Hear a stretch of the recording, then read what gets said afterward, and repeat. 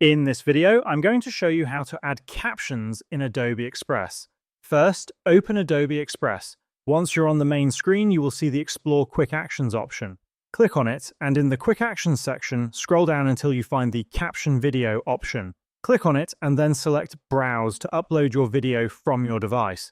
After selecting your video, wait until the upload is complete.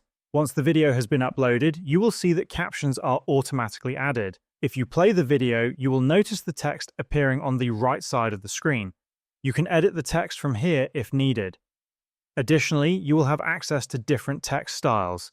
You can select any of these styles and they will be applied to your video captions. If you prefer not to use any preset styles and want to customize the text color, you can do that from the color options available. If you want to export the video without making any changes, simply click on the Download option and the video with captions will be saved to your device. However, if you wish to make further changes, click on the Open in Editor option, then select Next. After that, you will see a separate timeline for your captions. To make adjustments, select the text timeline and modify the position, opacity, or add text animations if desired.